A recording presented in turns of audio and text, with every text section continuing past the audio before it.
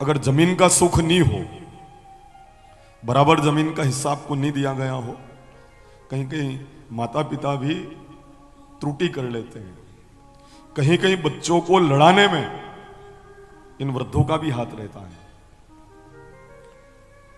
हाँ, ये भी लड़ा देते हैं कभी कभी। एक को जमीन मारेटी देते हैं, एक को खांदड़ की देते हैं, एक को मेन मार्केट में दुकान दे, एक को गली कूचे में दे। और कई घरों में तो पार्टियों जैसा हो गया है साहब, अलग अलग पार्टी के लोग। उस तरह से सासू मां एक लाड़ी से बात करे न एक लाड़ी नजरे आवे तो कोई कोई घरों में ऐसी पार्टियां भी होंगी, अलग अलग पार्टी, या लाड़ी वणी पार्टी की न या लाड़ी अपने पार्टी की। आपकी बात नहीं कर रहा हूं, दूसरा काम की हो। यहां तो सब प्रेम से रहते हैं, स्नेह से रहते हैं। अपने धीरे धीरे समझ में आएगी ये बातें, क्योंकि अपनी बात भी नहीं है तो अपना समझ में कई तरह है। तो एक जैसा व्यवहार अपनी संतान से हमको रखना है। और जो ये त्रुटि करते हैं ना, कहते हैं कि बच्चे अगर माता पिता की सेवा न करें तो नरक में जाते हैं। अगर माँ बाप बच्चों में भेद मानते हैं तो उन माता पिता के भी स्वर्ग के दरवाजे नहीं खुलते हैं, क्योंकि उस बेटे का हक था प्रेम पाना। और अगर आपने अलग अलग बर्ताव अपनी संतान के प्रति किया है तो जो भेद रखते हैं उनके लिए स्वर्ग के दरवाजे खुल जाएंगे। यूं उस संतान का हक था प्रेम पाना। एक के ऊपर ज्यादा प्रेम, दूसरे के ऊपर कम प्रेम आपने क्यों रखा? अच्छा, यूं तो कोई चश्मा खरीदने जावे और कह दे कि मेरे तो जिमणे आंख के ऊपर प्रेम है, तो जिमणी आंख के ऊपर कांच वालो चश्मो दे दो, डाबी आंख में जीवनी है तो बिना कांच का चश्मा दे दो, मेरे को आधा पैसा ले लो। ऐसा होता है क्या? कोई जूता खरीदने जाए ना खाली जिमड़ा पग को जूतू ले आए, ऐसा वे की नहीं होता है ना। जिस तरह अपने शरीर के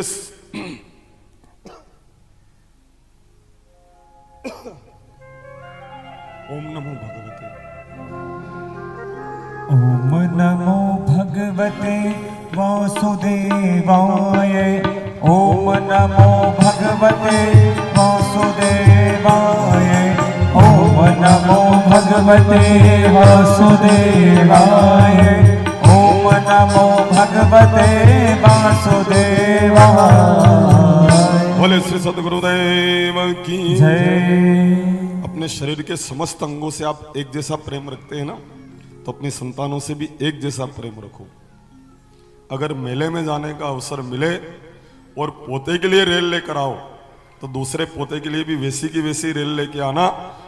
रंग अलग हो जाए कोई बात नहीं, पर डब्बे उतने के उतने होने चाहिए। और अगर एक भी डब्बा कम पड़ गया तो उस पोते की नजर से दादाजी उतर जाएंगे। इसलिए एक जैसा समान बर्ताव संतान के प्रति आप रखें। यहां देखिए, आप जमीन अगर नहीं मिली हो तो कल उपाय मैंने बता दिया है। मंगल यंत्र की स्थापना करें तो भी आपको जमीन का हिस्सा प्राप्त हो सकता है। हकदार होने चाहिए। दावेदार तो कई लोग हो जाते हैं जमीन के, पर हकदार भूमिपुत्र है मंगल देव। तो आप तांबे के यंत्र पर त्रिकोण मंगल पूजा स्थल में रखकर पूजन करें, लाल वस्त्र के ऊपर रखकर, तो आपको जमीन जरूर मिलेगी, मकान का सुख आपको जरूर मिलेगा, वाहन का सुख आपको जरूर प्राप्त होगा। अगर गौ माता को या नंदी महाराज को गुड़ मसूर की दाल खिलाओ तो भी आप अपने जमीन के हिस्से को जल्दी प्राप्त कर सकते हो। कल मैंने आपको बताया भी था कि वाराह अवतार जमीन से, रसातल से धरती को उठाकर यहां तक लाकर अवस्थित करते शेष नारायण भगवान के माथे के ऊपर। शेष नारायण भगवान टिके धारणा शक्ति के ऊपर। अभी विज्ञान के छात्र कहते हैं महाराज शेष नारायण माथा भगवान के माथा पे धरती टिके, शेष नारायण भगवान कहां टिके? बाल की खाल निकालते हैं विज्ञान के लोग। आज हम बताएंगे शेष नारायण भगवान कहां टिके हैं, धारणा शक्ति के ऊपर। धारणा शक्ति क्या होती है आप नहीं जानते हो, आइए समझने का प्रयास करते हैं। धारणा का शक्ति का अर्थ होता है इच्छा शक्ति, वाइल पावर अंग्रेजी में बोलते हैं उसको। जब इच्छा शक्ति मजबूत हो तो आप सारे कार्यों को संपादन कर सकते हैं। अगर इरादे हो सच्चे तो सपने भी साकार होते हैं। हाँ, देखो हमारे लोकू भैया अपने इच्छा शक्ति को मजबूत किया कि धैर्य खेड़ी वाले महाराज से कथा कराना है। 6-7 साल हो गए लोगों को आग्रह करते करते। मेरा भी मन होता है पर मैं मुहूर्त नहीं दे पाता हूं। और मात्र 1 वर्ष में एक ही व्यक्ति आकर भागवत जी का मुहूर्त लेके आ गए। ये मेरे को भी मालूम नहीं कि कैसे मिल गया इनको।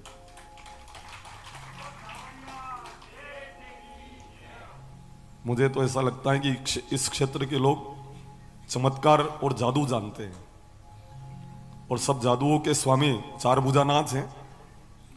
तो जब मुहूर्त नहीं मिल रहा था ना, अब 2, 4, 5, 7 बार तो आए हैं, मुहूर्त नहीं मिल रहा था, तो आंख से आंसू भी बह निकले। अब इतनी उम्र का युवा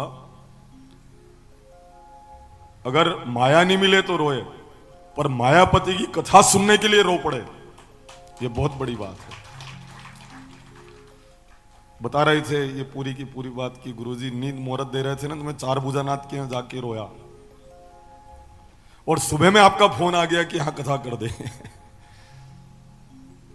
हमारे जो लाइव कर रहे हैं इनसे भी संपर्क किया इन्होंने, और कई तरह से फोन आए, मंदसौर से भी आए, आपके जो परिचित थे कई लोगों से बार बार फोन आए, और मजबूत इच्छा शक्ति के कारण आज भागवत जी के हम दर्शन कर पा रहे हैं।